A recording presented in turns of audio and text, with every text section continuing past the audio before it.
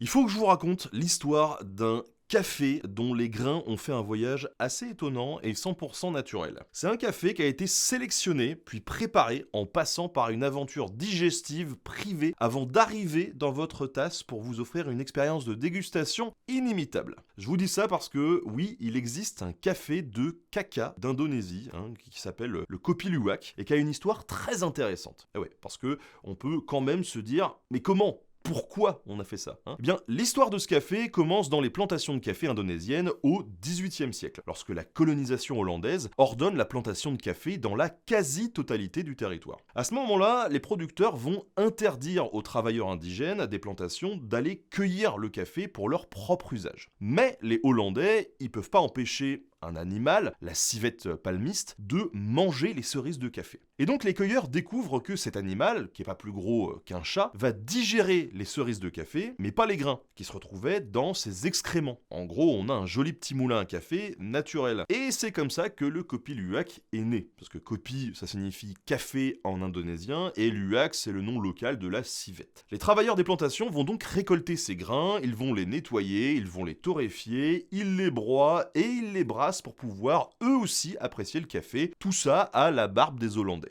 Et l'ironie de cette histoire, c'est qu'aujourd'hui, à cause de sa rareté et d'une demande de plus en plus grande, eh bien ce café atteint un prix indécent. 81 € le paquet de 250 grammes, rien que ça. Faut vraiment avoir envie de boire du café.